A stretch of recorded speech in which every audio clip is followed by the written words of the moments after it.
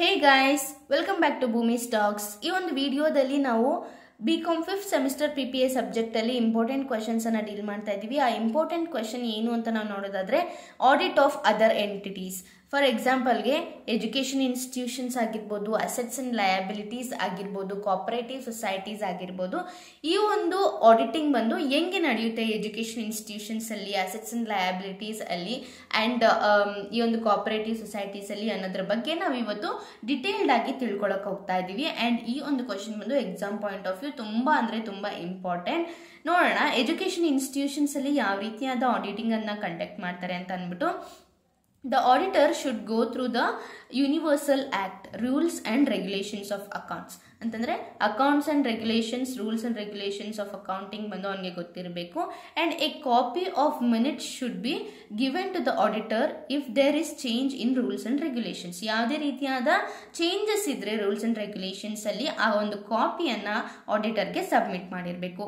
And should have a copy of financial statement of different heads of income and expenditure. ಒಂದು financial statements of different heads of income ಮತ್ತೆ expenditures ಬಂದು ಅವನ ಹತ್ರ ಇರಬೇಕು.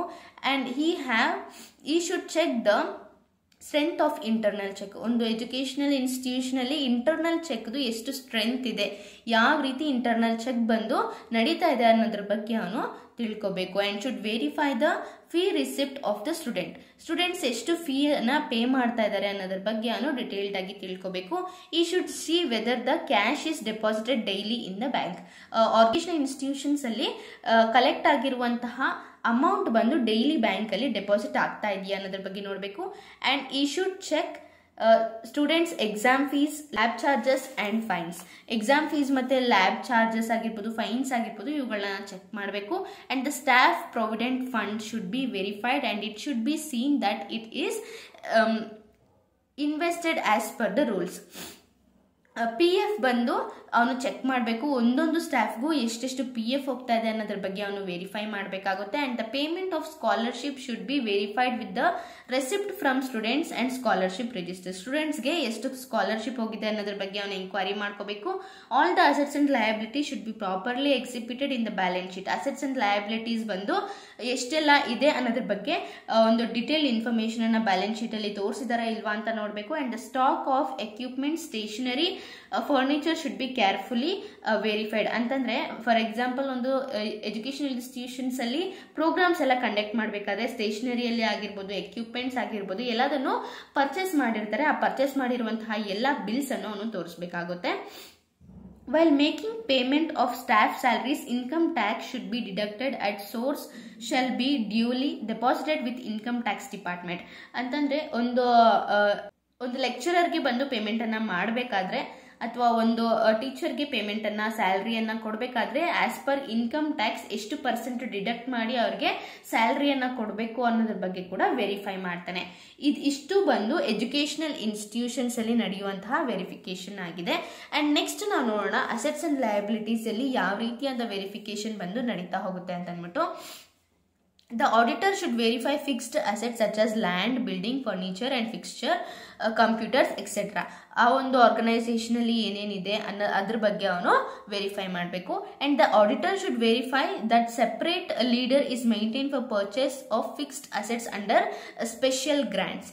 ಕೆಲವೊಂದು fixed assets ಅನ್ನ purchase ಮಾಡೋದಕ್ಕೆ ಒಂದು ಸ್ಪೆಷಲ್ ರೀಡರ್ ಅನ್ನ ಮೇಂಟೈನ್ ಮಾಡಿದಾರ ಅನ್ನೋದ್ರ ಬಗ್ಗೆ ನೋಡಬೇಕು. And depreciation should be properly charge on all the fixed assets. The rate of depreciation is decided by the management on the basis of useful life of fixed assets. ಎಷ್ಟು ಕಾಲ ಅವರು ಅಂದ್ರೆ ಎಷ್ಟು ದಿನ ಅವರು ಫಿಕ್ಸ್ಡ್ ಅಸೆಟ್ಸ್ ಅನ್ನ use ಮಾಡ್ತಾರೆ ಅದ್ರ ಮೇಲೆ ಆಧಾರವಾಗಿ ಇಟ್ಕೊಂಡು ಡಿಪ್ರಿಸಿಯೇಷನ್ ಅನ್ನ ಚಾರ್ಜ್ ಮಾಡಬೇಕಾಗುತ್ತೆ. And the auditor should physically verify investments.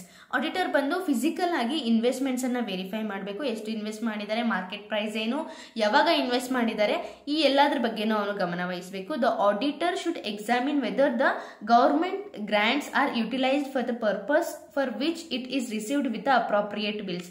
Government grant ಮಾಡಿರುವಂತಹ ಲೋನ್ಸ್ ಅನ್ನ ಅವರು ಪ್ರಾಪರ್ ಆಗಿ ಯುಟಿಲೈಸ್ ಮಾಡ್ಕೊಂಡಿದ್ದಾರಾ ಇಲ್ವಾ ಅನ್ನೋದ್ರ ಬಗ್ಗೆ ನೋಡಬೇಕು. If it is not utilised, he should not see that such grants are refunded intimate to the government authorities.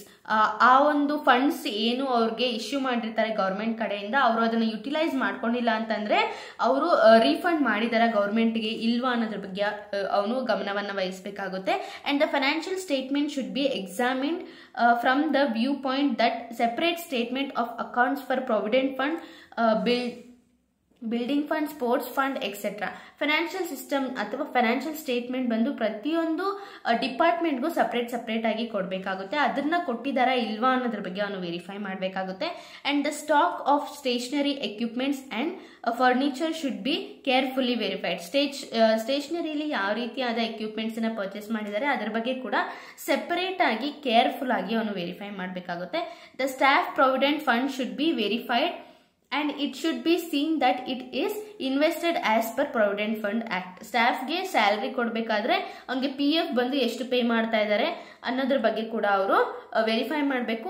At present provident fund act ಪ್ರಕಾರ ಎಷ್ಟು PF ಬಂದು ಎಷ್ಟು % PF ಬಂದು ಅವ್ರಿಗೆ ಹೋಗ್ಬೇಕು ಅನ್ನೋದ್ರ ಬಗ್ಗೆ ಕೂಡ ಅವರು ಗಮನವನ್ನು ವಹಿಸಬೇಕಾಗುತ್ತೆ. And auditor should verify corpus fund is maintained by the educational and institutions and same has been invested. And all the assets and liabilities should be properly exhibited in the balance sheet. ಇಷ್ಟು ಬಂದು verification ಅಥವಾ audit of assets and liabilities ಆಗಿದೆ. Next ಬಂದು cooperative societies ಅಲ್ಲಿ ಯಾವ ರೀತಿ ನಡೆಯುತ್ತೆ ಅನ್ನೋದ್ರ ಬಗ್ಗೆ ನಾವು ನೋಡ್ತಾ ಹೋಗೋಣ. Audit of cooperative societies act 1912 ಪ್ರಕಾರ these are generally audited by staff of cooperative society. ಅಂದ್ರೆ ಈಚೆಯಿಂದ ಬಂದು ಯಾವುದೋ ಒಬ್ಬ ವ್ಯಕ್ತಿ ಬಂದು ಆಡಿಟಿಂಗ್ ನಡೆಸಲ್ಲ, ಜನರಲಿ ಆಡಿಟಿಂಗ್ ಬಂದು ಆ ಸ್ಟಾಫ್ ಮೆಂಬರ್ಸ್ ಅಲ್ಲಿ ಇರುವಂತಹವರೇ ಆಡಿಟ್ ವರ್ಕ್ ಅನ್ನ ತಗೊಂಡೋಗ್ತಾರೆ. And practising CA can also be invited to the audit work. ಅಂತಂದ್ರೆ CA ಅನ್ನ ಪ್ರಾಕ್ಟೀಸ್ ಮಾಡಿರೋರು ಕೂಡ ಆಡಿಟ್ ವರ್ಕ್ ಅನ್ನ ಕೋಆಪರೇಟಿವ್ ಸೊಸೈಟೀಸ್ ಅಲ್ಲಿ ಮಾಡಬಹುದು. ಅಂಡ್ ಈಚೆಯಿಂದ ಯಾವುದೇ ಒಂದು ಪರ್ಸನ್ ಅನ್ನ ಅವರು ಕರ್ಕೊಬರೋದಿಲ್ಲ. Register of cooperative societies appoints the auditor. ಯಾರು ಅಪಾಯಿಂಟ್ ಮಾಡ್ತಾರೆ ಅಂತಂದ್ರೆ ರಿಜಿಸ್ಟರ್ ಬಂದು ಅಪಾಯಿಂಟ್ ಮಾಡ್ತಾರೆ. ರಿಜಿಸ್ಟರ್ ಆಫ್ ಕೋಆಪರೇಟಿವ್ ಸೊಸೈಟೀಸ್ ಬಂದು ಆಡಿಟರ್ ಅನ್ನ ಅಪಾಯಿಂಟ್ ಮಾಡ್ತಾರೆ. The auditor should have a knowledge about cooperative society act. Cooperative society act ಅಲ್ಲಿ ಯಾವ ರೀತಿಯಾದ ರೂಲ್ಸ್ ಅಂಡ್ ರೆಗ್ಯುಲೇಷನ್ಸ್ ಅನ್ನ ಅವರು ಬರೆದಿದ್ದಾರೆ ಅದರ ಪ್ರಕಾರ ಅವನು ಆಡಿಟಿಂಗ್ ಅನ್ನ ಕಂಡಕ್ಟ್ ಮಾಡಬೇಕಾಗುತ್ತೆ. And provisions of cooperative audit ಏನೇನೆಲ್ಲ ಪ್ರೊವಿಷನ್ಸ್ ಇದೆ. ಕ್ವಾಲಿಫಿಕೇಶನ್ ಆಫ್ ಆಡಿಟರ್ ಯಾವ ರೀತಿ ಇರಬೇಕು.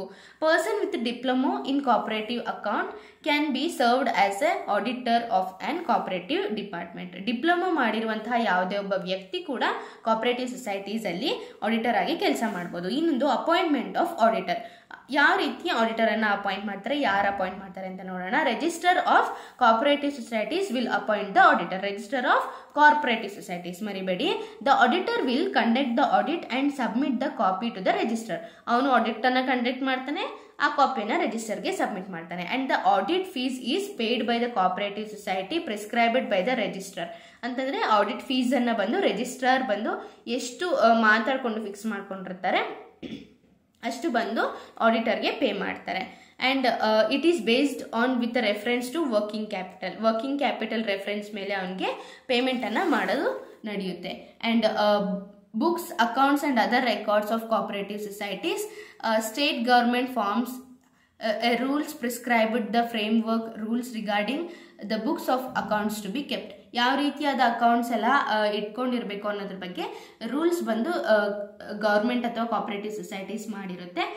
ಇಷ್ಟು ಬಂದ್ಬಿಟ್ಟು ಆಡಿಟ್ ಆಫ್ ಕೋಆಪರೇಟಿವ್ ಸೊಸೈಟೀಸ್ ಹೆಂಗೆ ನಡೆಯುತ್ತೆ, ಯಾರು ಅಪಾಯಿಂಟ್ ಮಾಡ್ತಾರೆ ಅನ್ನೋ ಎಲ್ಲ ಒಂದು ಕಂಪ್ಲೀಟ್ ಡೀಟೇಲ್ ಇನ್ಫಾರ್ಮೇಶನ್ ಬಂದು ನಾನು ಕೊಟ್ಟಿದ್ದೀನಿ. ಈ ಮೂರರಲ್ಲಿ ಯಾವುದಾದ್ರೂ ಒಂದು 4 ಮಾರ್ಕ್ಸ್ಗೆ ಅಥವಾ ಯಾವುದಾದ್ರೂ 2 12 ಮಾರ್ಕ್ಸ್ಗೆ ಅಥವಾ ಯಾವುದಾದ್ರೂ ಒಂದೇ 12 ಮಾರ್ಕ್ಸ್ಗೆ ಕೊಡುವಂತಹ ಸಾಧ್ಯತೆಗಳು ಜಾಸ್ತಿ ಇದೆ. ಸೊ ಗಮನವನ್ನು ವಹಿಸಿ ನೀವು ಈ ಒಂದು ಕ್ವಶನ್ ಅನ್ನ ಓದ್ತಾ ಹೋಗಿ.